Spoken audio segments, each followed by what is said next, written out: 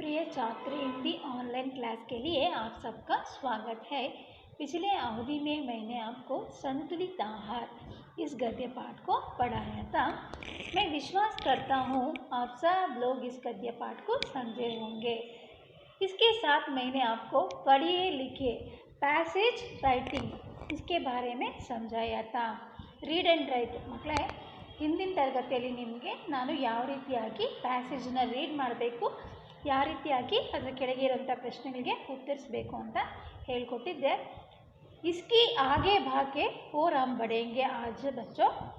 ಇವತ್ತು ಸಹ ನಾವೇನು ಮಾಡೋಣ ಅಂದರೆ, ಪ್ರತಿದಿನ ನಾನು ನಿಮ್ಗೆ ಹೇಳಿದ್ದೀನಿ, ಒಂದು ಕ್ಲಾಸ್ ನಿಮಗೆ ಲೆಸನ್ ಇದ್ದರೆ ಇನ್ನೊಂದು ಕ್ಲಾಸು ರೀಡ್ ಆ್ಯಂಡ್ ರೈಟ್. ನಾವು ಮೊದಲೆಲ್ಲ ಅದನ್ನು ಮಾಡಿಲ್ಲ, ಇವಾಗ ಒಂದೊಂದೇ ಮಾಡ್ಕೊಂಡು ಹೋಗೋಣ. ಇವತ್ತು ನಾವು ಇನ್ನೂ ಒಂದು ಪ್ಯಾಸೇಜನ್ನು ತೊಗೊಂಡಿದ್ದೀವಿ. ಆ ಪ್ಯಾಸೇಜನ್ನು ರೀಡ್ ಮಾಡಿ ಆ ಪ್ಯಾಸೇಜ್ಗೆ ಸಂಬಂಧಪಟ್ಟಂತಹ ಪ್ರಶ್ನೆಗಳಿದೆ, ಆ ಪ್ರಶ್ನೆಗಳ उत्तरಗಳನ್ನು ನಾವು ತಿಳ್ಕೊಳ್ಳೋಣ. आज का विषय है पूरक वाचन.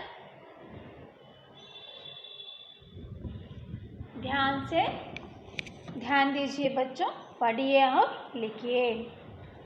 दूरदर्शन के माध्यम से हम संसार के किसी भी स्थान पर होने वाली किसी भी घटना को सीधे प्रसारण द्वारा अपने घर बैठे बैठे देख सकते हैं. विश्व के किसी भी कोने में होने वाले खेलों का आनंद हम घर बैठे ले सकते हैं. दूरदर्शन केवल मनोरंजन का ही नहीं बल्कि ज्ञान का भी स्रोत है. यह हमें जीवन के प्रत्येक क्षेत्र के बारे में जानकारी उपलब्ध कराता है.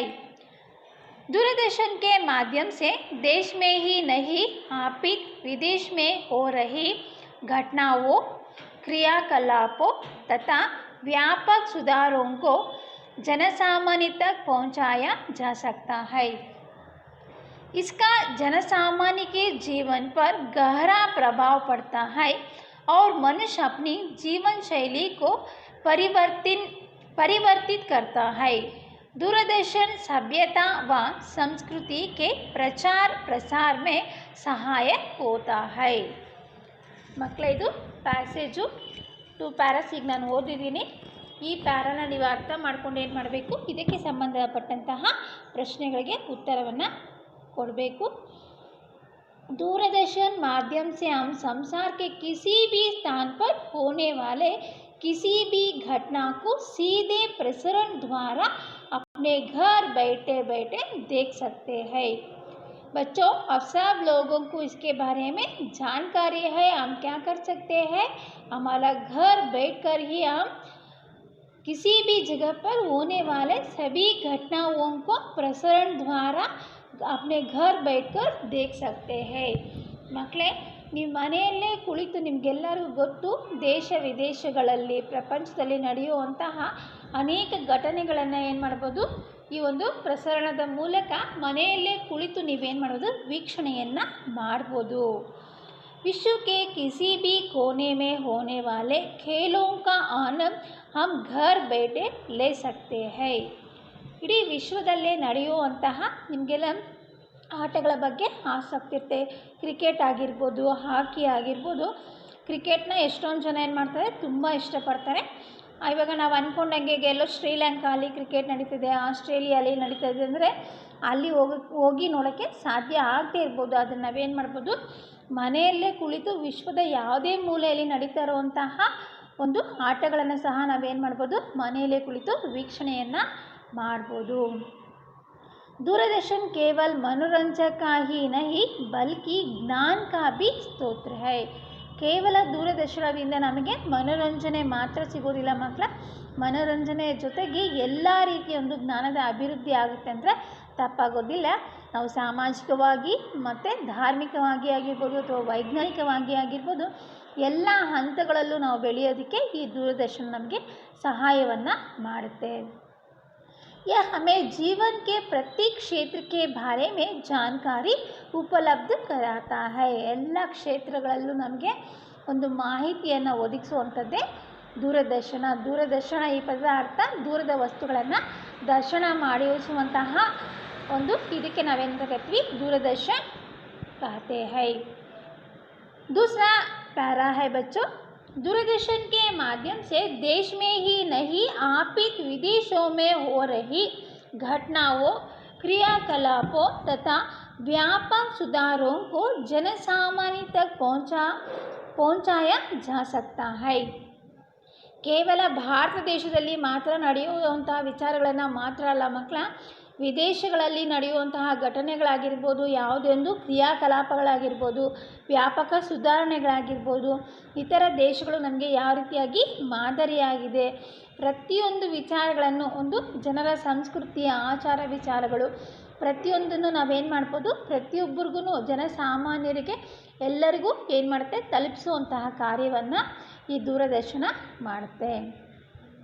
इसका जनसामान्य के जीवन पर गहरा प्रभाव पड़ता है। गहरा का अर्थ है ಆಳವಾಗಿ। ಈಗ ನಿಮಗೆಲ್ಲ ಗೊತ್ತು, ಈಗ ರೇಡಿಯೋ ಆದರೆ ನಾವು ಬರೀ ಕೇಳಿಸ್ಕೊತೀವಿ, ದೂರದರ್ಶನದಲ್ಲಿ ವಿಚಾರಗಳನ್ನು ನಾವು ನೋಡೋದ್ರ ಜೊತೆಗೆ ಏನು ಮಾಡ್ತೀವಿ, ಕೇಳಿಸ್ಕೊಂಡು ನೋಡೋದು ಅಟ್ ಎ ಟೈಮ್ ಎರಡೂ ಆಗಿರೋದ್ರಿಂದ ಹೆಚ್ಚು ಪರಿಣಾಮಕಾರಿಯಾಗಿ ಇದು ಹೆಚ್ಚಿನ ಪ್ರಭಾವವನ್ನು ನಮ್ಮ ಮೇಲೆ ಬೀಳುತ್ತೆ।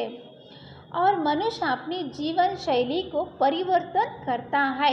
दूरदर्शन सभ्यता व संस्कृति के प्रचार प्रसारण में सहायक होते हैं।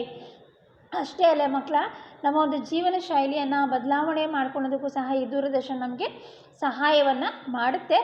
ದೂರದರ್ಶನದಿಂದ ನಾವು ಒಂದು ಸಭ್ಯತೆ ಮತ್ತು ಸಂಸ್ಕೃತಿಯ ಬಗ್ಗೆಯೂ ಸಹ ನಾವು ತಿಳ್ಕೊಳ್ಬೋದು। ಇತರ ದೇಶಗಳಲ್ಲಿ ಯಾವ ರೀತಿಯ ಒಂದು ಸಂಸ್ಕೃತಿ ಇದೆ, ಯಾವ ರೀತಿಯ ಆಚಾರ ವಿಚಾರಗಳಿದೆ, ಯಾವ ರೀತಿಯ ಉಡುಗೆ ತೊಡುಗೆಗಳು ಇದೆ, ಪ್ರತಿಯೊಂದನ್ನು ನಾವೇನು ಮಾಡ್ಬೋದು, ತಿಳ್ಕೊಳ್ಬೋದು। ಒಳ್ಳೆಯದನ್ನು ನಾವು ಆಯ್ಕೆ ಮಾಡಿಕೊಂಡು ಅದನ್ನು ನಾವೇನು ಮಾಡ್ಬೋದು, ಅನುಸರಣೆಯನ್ನು ಸಹ ಮಾಡ್ಬೋದು। ಅದು ದೂರದರ್ಶನದಿಂದ ನಮಗೆ ಸಾಧ್ಯ ಆಗಿದೆ। ನೋಡಿ, ಟೆಲಿವಿಷನಲ್ಲಿ ನಾವು ದೇಶ ವಿದೇಶಗಳ ಎಲ್ಲ ಸುದ್ದಿಗಳನ್ನು, ಘಟನೆಗಳನ್ನು, ಕ್ರಿಯಾಕಲಾಪಗಳನ್ನು ಪ್ರತಿಯೊಂದನ್ನು ಏನು ಮಾಡ್ಬೋದು, ವೀಕ್ಷಣೆಯನ್ನು ಮನೆಯಲ್ಲೇ ಕುಳಿತು ಮಾಡ್ಬೋದಲ್ವಾ। ಆಟಗಳು ನೋಡಿ, ಕ್ರಿಕೆಟ್ ಆಗಿರ್ಬೋದು, ಹಾಕಿ ಆಗಿರ್ಬೋದು, ಪ್ರತಿಯೊಂದು ಆಟಗಳನ್ನು ನಾವೇನು ಮಾಡ್ಬೋದು, ಮನೆಯಲ್ಲೇ ಕುಳಿತು ನಾವು ಮನೋರಂಜನೆಯನ್ನು ಸಹ ಪಡ್ಕೊಳ್ಬೋದು, ಖುಷಿಯನ್ನು ಪಡ್ಬೋದು। दूरदर्शन से शिक्षा, विज्ञान, व्यापार, चिकित्सा, युद्ध, कृषि व राजनीति आदि से संबंधित महत्वपूर्ण जानकारियाँ प्राप्त होती है। शिक्षा के क्षेत्र में तो दूरदर्शन बहुत ही महत्वपूर्ण सिद्ध हुआ है। शिक्षण कार्य में दूरदर्शन के उपयोग से समय और धन दोनों को ही बचत होती है। सामान्य ज्ञान के विकास में तो दूरदर्शन बहुत ही उपयोगी साबित हुआ है। दूरदर्शन पर व्यावसायिक वस्तुओं की कीमतों में उतार चढ़ाव को देख सकते हैं। इसके द्वारा हम शेयर बाजार की भी जानकारी प्राप्त होती है। दूरदर्शन मनोरंजन का एक उपयोगी साधन है। दूरदर्शन पर प्रसारित किए जाने वाले विभिन्न कार्यक्रम हमें स्वस्थ मनोरंजन प्रदान करते हैं। केवल टेलीविज़न के माध्यम से विश्व भर के चैनलों में से अपना मनपसंद चैनल चुनकर अपना मनोरंजन व ज्ञानवर्धन कर सकते हैं। हाँ बच्चों, ध्यान दीजिए। दूरदर्शन से शिक्षा, विज्ञान, व्यापार, चिकित्सा, युद्ध, कृषि व राजनीति आदि से संबंधित महत्वपूर्ण जानकारियाँ प्राप्त होती है। ಮುಖ್ಯವಾಗಿ ಮಕ್ಕಳೇ, ನಾವು ದೂರದರ್ಶನದಿಂದ ಯಾವ ಯಾವ ವಿಚಾರಗಳ ಬಗ್ಗೆ ತಿಳ್ಕೊತೀವಿ ಅಂದರೆ, ಶಿಕ್ಷಣದ ಬಗ್ಗೆ ನಿಮಗೆ ಮಾಹಿತಿ ಸಿಗುತ್ತೆ, ವೈಜ್ಞಾನಿಕ ವಿಚಾರಗಳ ಬಗ್ಗೆ ಆಗಿರ್ಬೋದು, ವ್ಯಾಪಾರದ ಬಗ್ಗೆ ಆಗಿರ್ಬೋದು, ಚಿಕಿತ್ಸೆಯ ಬಗ್ಗೆ ಆಗಿರ್ಬೋದು, ಯುದ್ಧಗಳ ಬಗ್ಗೆ ಆಗಿರ್ಬೋದು, ಕೃಷಿ ರಂಗದ ಬಗ್ಗೆ ಆಗಿರ್ಬೋದು, ರಾಜನೈತಿಕ ಅಂದರೆ ರಾಜಕೀಯದ ಬಗ್ಗೆ ಆಗಿರ್ಬೋದು, ಈ ರೀತಿಗೆ ಸಂಬಂಧಪಟ್ಟಂತಹ ಮಹತ್ವಪೂರ್ಣವಾದಂತಹ ಒಂದು ವಿಚಾರಗಳು ನಮಗೆ ಈ ಒಂದು ದೂರದರ್ಶನದಿಂದ ತಿಳಿದು ಬರುತ್ತೆ। शिक्षा के क्षेत्र में तो दूरदर्शन बहुत ही महत्वपूर्ण सिद्ध हुआ है। ಶಿಕ್ಷಣ ಕ್ಷೇತ್ರವನ್ನು ನಾವೇನೇನೋ ಉದಾಹರಣೆಯಾಗಿ ತಗೊಂಡ್ರೆ, ಶಿಕ್ಷಣ ಕ್ಷೇತ್ರಕ್ಕೆ ದೂರದರ್ಶನ ತುಂಬ ಅತ್ಯಂತ ಉಪಯುಕ್ತವಾದಂಥ ಒಂದು ವಸ್ತು ಅಂದರೂ ಸಹ ಇಲ್ಲಿ ತಪ್ಪಾಗೋದಿಲ್ಲ। शिक्षण कार्य में दूरदर्शन का उपयोग से समय और धन दोनों को ही बचत ಹೋತಿ ಹೈ. ನೋಡಿ ಮಕ್ಕಳ, ಶಿಕ್ಷಣಕ್ಕೆ ನಿಮಗೆ ಈಗ ಒಂದು ಕರೋನಾ ಟೈಮಲ್ಲಿ ಚೆನ್ನಾಗಿ ಅರ್ಥ ಆಗಿದೆ ಅನಿಸುತ್ತೆ. ಈಗ ಕ್ಲಾಸಸ್ಸು ನಾವು ಹೋಗಿ ಆಫ್ಲೈನ್ ಕ್ಲಾಸಸ್ ಮಾಡೋಕ್ಕಾಗದೇ ಇರೋದ್ರಿಂದ ನೀವು ಚಂದನ ವಾಹಿನಿಯಲ್ಲಿ ಏನು ಮಾಡ್ತಿದ್ದೀರಾ, 8th 9th 10th ಎಲ್ಲ ಮಕ್ಕಳಿಗೂ ಏನು ಮಾಡ್ತಿದ್ದಾರೆ, ವಾಹಿನಿಯ ಮೂಲಕನೇ ಪಾಠಗಳನ್ನು ಮಾಡ್ತಿದ್ದಾರೆ. ತಿರ್ಗ ಶಿಕ್ಷಣ ಕ್ಷೇತ್ರಕ್ಕೆ ಸಂಬಂಧಪಟ್ಟಂತಹ ಅನೇಕ ಕಾರ್ಯಕ್ರಮಗಳು ದೂರದರ್ಶನದಲ್ಲಿ ಪ್ರಸಾರ ಆಗುತ್ತೆ. ಅದು ನಿಮ್ಮ ಜ್ಞಾನದ ಅಭಿವೃದ್ಧಿಗೆ ಸಹಾಯಕವನ್ನು ಸಹ ಮಾಡುತ್ತೆ. ಈ ರೀತಿಯಾಗಿ ದೂರದರ್ಶನ ಶಿಕ್ಷಣ ಕ್ಷೇತ್ರಕ್ಕೆ ಏನು ಮಾಡುತ್ತೆ, ಸಹಾಯವನ್ನು ಮಾಡ್ತಾ ಇದೆ. सामान्य ज्ञान के विकास में तो दूरदर्शन बहुत ही उपयोगी साबित हुआ है. ನೋಡಿ, ಎಷ್ಟೋ ಜನಕ್ಕೆ ಓದು ಬರಹ ಬರದೇ ಇರೋರು ಸಹ ಒಂದು ಟೆಲಿವಿಷನನ್ನು ವೀಕ್ಷಣೆ ಮಾಡಿದಾಗ ಅವ್ರಿಗೆ ಏನಾಗುತ್ತೆ, ಆ ಒಂದು ಸನ್ನಿವೇಶ ಕ್ಲೀನಾಗಿ ಅರ್ಥ ಆಗುತ್ತೆ. ಯಾವ ರೀತಿಯಾಗಿ ಇರಬೇಕು ನಾವು ಸಮಾಜದಲ್ಲಿ, ಯಾವ ರೀತಿಯಾಗಿದ್ದರೆ ನಮಗೊಂದು ಒಳ್ಳೆಯ ಸ್ಥಾನಮಾನ ಸಿಗುತ್ತೆ, ಪ್ರತಿಯೊಂದನ್ನು ಅರ್ಥೈಸ್ಕೊಳೋಕ್ಕೂ ಸಹ ಇದೇನಾಗಿದೆ, ದೂರದರ್ಶನ ಎಲ್ಲರಿಗೂ ಉಪಯುಕ್ತವಾಗಿದೆ. दूरदर्शन पर व्यावसायिक वस्तुओं की कीमतों में उतार चढ़ाव को देख सकते हैं. ಈಗ ಮಾರುಕಟ್ಟೆಯಲ್ಲಿ ಆಗುವಂತಹ ಒಂದು ವಸ್ತುಗಳಲ್ಲಿ ಆಗುವಂತಹ ಒಂದು ಬದಲಾವಣೆ, ಏರಿಕೆ ಅಥವಾ ಇಳಿಕೆ, ಇದ್ರ ಬಗ್ಗೆಯೂ ಸಹ ನಮಗೇನಾಗುತ್ತೆ, ದೂರದರ್ಶನದಲ್ಲಿ ಮಾಹಿತಿ ಸಿಗುತ್ತೆ. इसके द्वारा हम शहर बाज़ार को भी जानकारी प्राप्त होती है. ಅಷ್ಟೇ ಅಲ್ಲ, ಮಾರುಕಟ್ಟೆ ಒಂದು ವಿಚಾರ, ಮಾರುಕಟ್ಟೆಯಲ್ಲಿ ಒಂದು ಬೆಲೆಗಳ ಏರಿಳಿತ ಯಾವ ರೀತಿಯಾಗಿದೆ, ಪ್ರತಿಯೊಂದು ತಿಳ್ಕೊಳ್ಳೋದಕ್ಕೂ ಸಹ ನಮಗೆ ದೂರದರ್ಶನ ಸಹಾಯವನ್ನು ಮಾಡುತ್ತೆ. दूरदर्शन मनोरंजन का एक उपयोगी साधन है. दूरदर्शन पर प्रसारित किए जाने वाले विभिन्न कार्यक्रम हमें स्वस्थ मनोरंजन प्रदान करते हैं.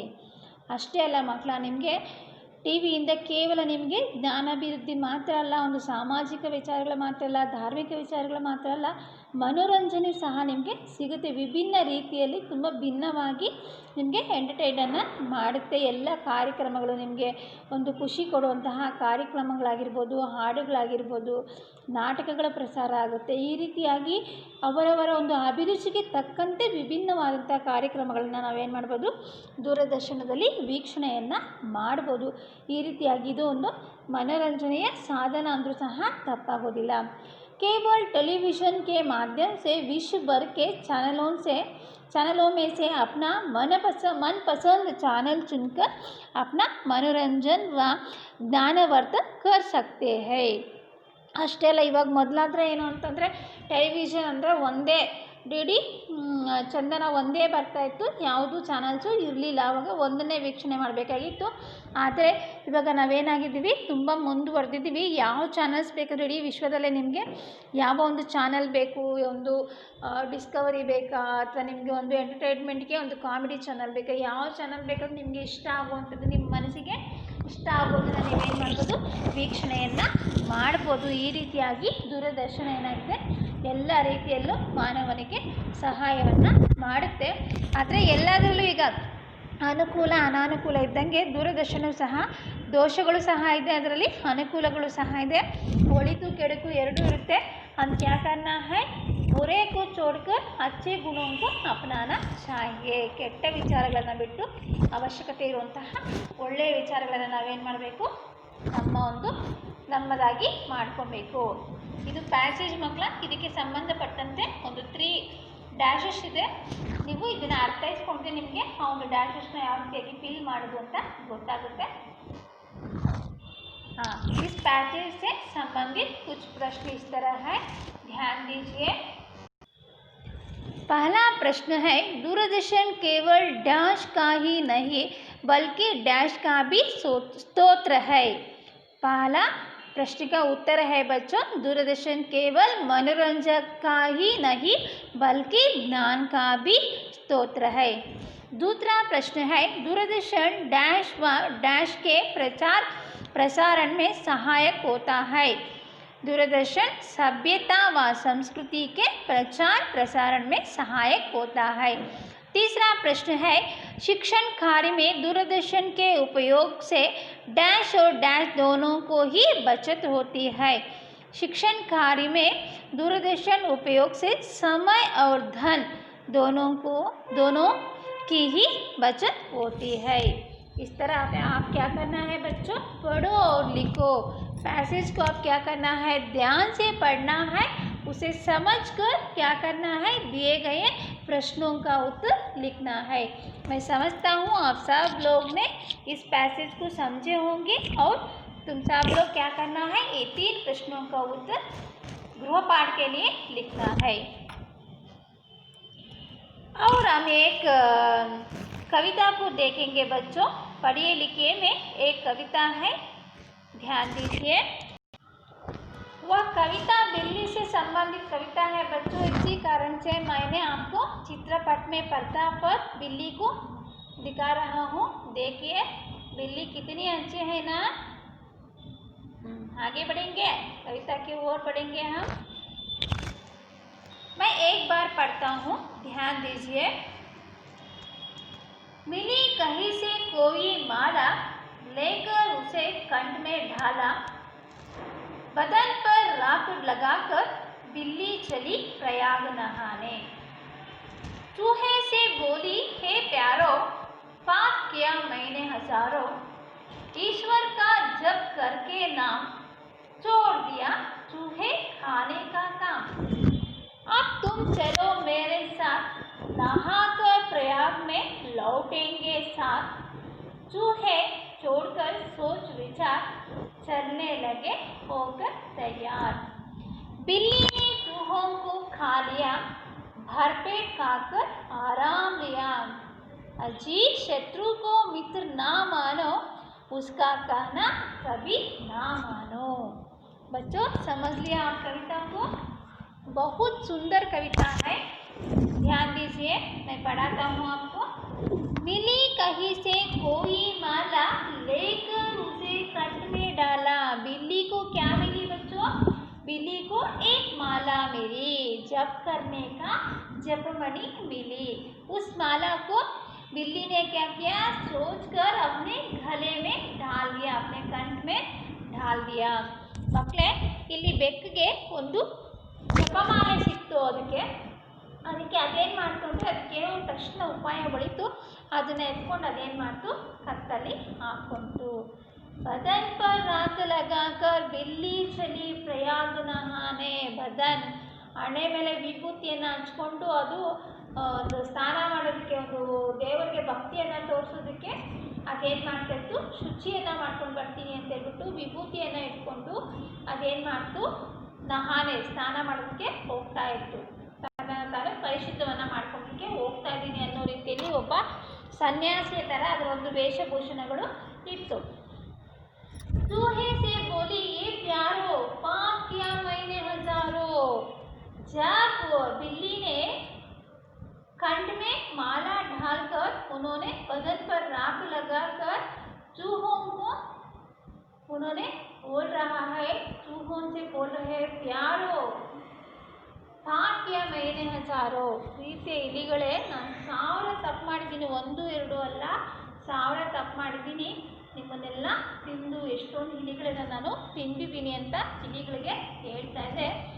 ईश्वर का जप करके नाम, छोड़ दिया चूहे खाने का काम। मैंने क्या किया है, आज से भगवान का नाम लेकर मैंने जप कर रहा हूँ, इसीलिए मैं चूहे खाने का काम को छोड़ दिया हूँ।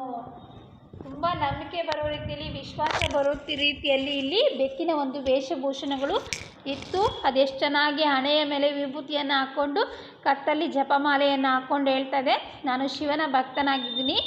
ಈಶ್ವರ್ ಕಾ ಜಪ್ ಕರ್ಕೆ ಮೈ ಕ್ಯಾ ಚೋಡ್ ದಿಯಾ ಹೂ, ಚೂಹೆ ಖಾನೆ ಕಾ ಕಾಮ್।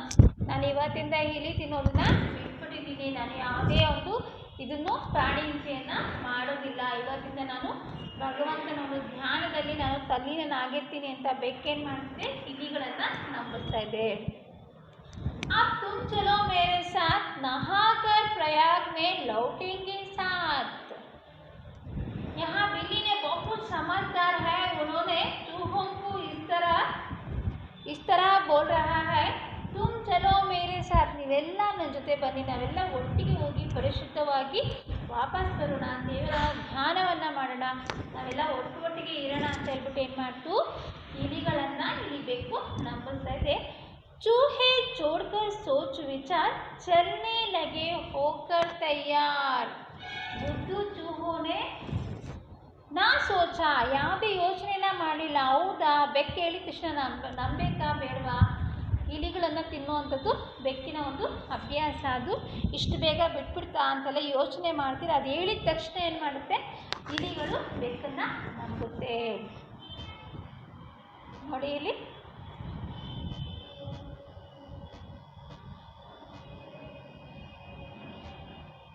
ಇಲಿಗಳೆಲ್ಲ ಏನು ಮಾಡುತ್ತೆ, ಬೆಕ್ಕನ್ನು ನಂಬಿ ಬೆಕ್ಕಿಂದ ಹೋಗೋಕ್ಕೆ ರೆಡಿ ಆಗಿಬಿಡುತ್ತೆ. ಅವು ಸಹ ನದಿಯಲ್ಲಿ ಸ್ನಾನ ಮಾಡೋದಕ್ಕೆ ಬೆಕ್ಕಿನ ಜೊತೆ ಹೋಗೋದಕ್ಕೆ ಸಿದ್ಧವಾಗಿಬಿಡುತ್ತೆ.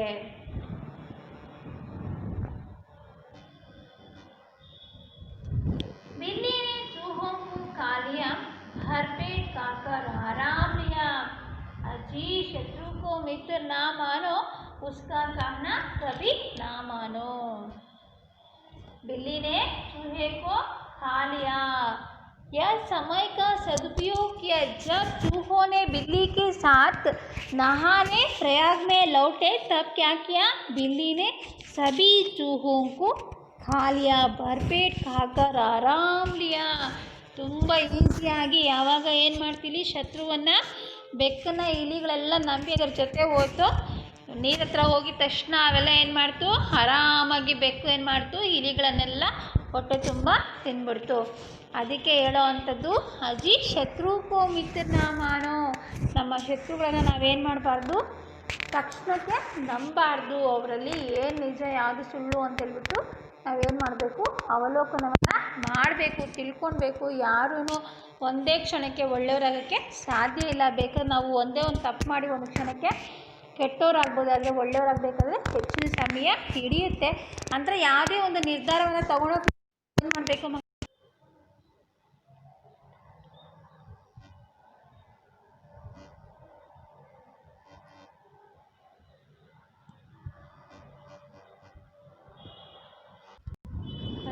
मैं समझता हूँ आप सब लोग ने इस कविता को समझे होंगे। इस कविता का अर्थ यह है कि हम क्या करना है, किसी काम करने के पहले हम सोच समझकर काम करना है। शत्रु को हम क्या कर नहीं मानना है, मित्र ना मानना है, उसके बारे में हम 10 बार सोचना है। सोचकर हम काम करने से हम अपाय से बच सकते हैं। ಮಕ್ಕಳೇ, ನೀವು ಯಾವುದೇ ಒಂದು ಕೆಲಸವನ್ನು ಅಥವಾ ಯಾವುದೇ ಒಂದು ನಿರ್ಧಾರವನ್ನು ತಗೊಳ್ಳೋಕ್ಕೆ ಮುಂಚೆ ಏನು ಮಾಡಬೇಕು, ಯೋಚನೆಯನ್ನು ಮಾಡಿ ನಿರ್ಧಾರವನ್ನು ತಗೊಳ್ಬೇಕು. ಸುಮ್ಮನೆ ಇದ್ದಕ್ಕಿದ್ದಂಗೆ ಯೋಚನೆ ಮಾಡ್ತಿರೋ ನಿರ್ಧಾರವನ್ನು ತಗೊಂಡ್ರೆ ಅನೇಕ ಸಮಸ್ಯೆಗಳು ಎದುರಾಗುತ್ತೆ. ಯಾವ ರೀತಿಯಾಗಿ ಬೆಕ್ಕಿನ ಒಂದು ಮೋಸಕ್ಕೆ ಇಲಿಗಳು ಇಲ್ಲಿ ಬಲಿಯಾಯಿತು, ಆ ರೀತಿಯಾಗಿ ಆಗುತ್ತೆ. ಈ ಪೂರ್ಣ ಕವಿತೆಯ ಉದ್ದೇಶ ಏನು ಅಂತಂದರೆ, ನೀವು ಯಾವುದೇ ಶತ್ರುಗಳನ್ನಾಗಿರ್ಬೋದು, ಯಾವುದೇ ಕೆಲಸವನ್ನಾಗಿರ್ಬೋದು ಮಾಡೋಕ್ಕೆ ಮುಂಚೆ 10 ಬಾರಿ ಯೋಚನೆಯನ್ನು ಮಾಡಿ ಸರಿಯಾದ ನಿರ್ಧಾರವನ್ನು ತಗೊಳ್ಬೇಕು. ಯೋಚನೆ ಮಾಡಿದ್ರೆ ನಾವೇನ ಮಾಡಿದ್ರೆ ನಾವು ಸಂಕಷ್ಟಗಳಿಗೆ ಗುರಿಯಾಗಬೇಕು ಅಂತಿದ್ದ ಅರ್ಥ.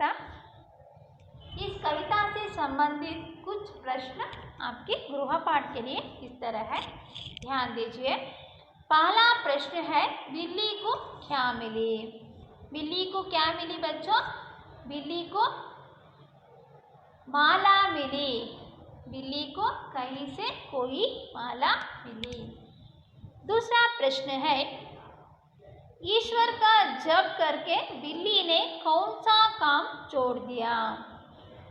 ईश्वर का जप करके बिल्ली ने चूहे खाने का काम छोड़ दिया। चूहे को खाने का काम छोड़ दिया। तीसरा प्रश्न है बच्चों, चूहे किस तरह तैयार होकर चलने लगे? चूहे सोच विचार छोड़कर सोच विचार चलने लगे, होकर तैयार. ಯಾವುದೇ ಯೋಚನೆ ಮಾಡ್ತೀರಾ ಅವು ರೆಡಿ ಆಗಿಬಿಡ್ತು ಬೆಕ್ಕಿನ ಹಿಂದೆ ಹೋಗೋದಕ್ಕೆ. चौथा प्रश्न है, इस कविता के लिए उचित शीर्षक लिखिए. ಇದಕ್ಕೆ ಒಂದು ಪರ್ಫೆಕ್ಟ್ ಆಗಿರುವಂಥ ಒಂದು ಟೈಟಲ್ ಅಂತ, ಶೀರ್ಷಕ ಅರ್ಥ ಹೇ ಬಚ್ಚೋ, ಟೈಟಲ್ ಯಾವುದು ಕೊಡ್ಬೋದು ಅಂತ ಹೇಳ್ಬಿಟ್ಟು. ಬೇಕಾದ್ರೆ ನಾವು ಇದಕ್ಕೆ ಶತ್ರು ಕೋ ಮಿತ್ರ ನಾ ಮಾನೋ ಅಂತ ಕೊಡ್ಬೋದು, ಅಥವಾ ಚೂಹೆ ಅವ್ರ ಬಿಲ್ಲಿ ಅಂತ ಕೊಡ್ಬೋದು, ಅಥವಾ ಬಿಲ್ಲಿ ಅಥವಾ ಬಿಲ್ಲಿ ಅವ್ರ ಚೂಹೆ ಅಂತ ಕೊಡ್ಬೋದು. ಬೇಕಾದರೆ ಒಂದೇ ಬಿಲ್ಲಿ ಅಂತಲೂ ಕೊಡ್ಬೋದು. ನಿಮಗೆ ಯಾರು ಇಷ್ಟ ಆಗುತ್ತೆ ಅದನ್ನು ನೀವು ಬರೀರಿ ಮಕ್ಕಳ. ನಿಮಗೆ ಈ ಪದ್ಯ ಅರ್ಥ ಆಗಿದ್ರೆ ಇದಕ್ಕೆ ಸೂಕ್ತವಾಗಿರುವಂತಹ ಒಂದು ಶೀರ್ಷಕನ, ಒಂದು ಟೈಟಲನ್ನು ನೀವು ಆಯ್ಕೆ ಮಾಡಿಕೊಂಡು ಬರ್ಕೊಬೇಕು. बच्चों मैं समझता हूँ आप सब लोग ने इस कविता को समझे होंगे ಮಕ್ಕಳೇ ನೀವೆಲ್ಲ ಈ ಒಂದು ಕವಿತೆ ಅಂದರೆ ನಿಮಗೆ ಪಡೆಯಲಿಕೆಯಲ್ಲಿ ಬರೀ ಪ್ಯಾಸೇಜ್ ರೀಡಿಂಗ್ ಮಾತ್ರನೇ ಇರೋದಿಲ್ಲ, ಕವಿತೆಯನ್ನು ಕೊಟ್ಟು ಕವಿತೆಯ ಮೇಲೂ ಸಹ ಪ್ರಶ್ನೆಗಳು ಇರುತ್ತೆ. ಅದು ಯಾವ ರೀತಿಯಾಗಿ ಅಂತ ಪ್ರತಿಯೊಂದು ಲೆಸನ್ ಒಂದು 2 ಲೆಸನ್ಸ್ 3 ಲೆಸನ್ಸ್ ಆದಮೇಲೆ ಪ್ರತಿಯೊಂದು ಲೆಸನಲ್ಲೂ ಏನು ಮಾಡಿದ್ದಾರೆ, ಒಂದೊಂದು ಶಾರ್ಟಾಗಿ ನಿಮಗೆ ಪ್ಯಾಸೇಜ್ ಕೊಟ್ಟಿದ್ದಾರೆ. ಆ ಪ್ಯಾಸೇಜ್ಗೆ ತಕ್ಕಂತೆ ಪ್ರಶ್ನೆಗಳನ್ನು ಕೊಟ್ಟಿರ್ತಾರೆ. ನೀವು ಇದನ್ನು ಬರಿತಾ ಇದ್ರೆ ನಿಮಗೆ ಅಭ್ಯಾಸ ಆಗೋಗುತ್ತೆ ಯಾವ ರೀತಿಯಾಗಿ ಪ್ಯಾಸೇಜನ್ನು ಬರೀಬೇಕು ಅಂತ. मैं समझता हूँ आप सब लोग ने इस कविता को समझे होंगे. इन प्रश्नों का उत्तर लिख लीजिए, लिखकर मुझे व्हाट्सएप ग्रुप में भेजिए बच्चों. धन्यवाद.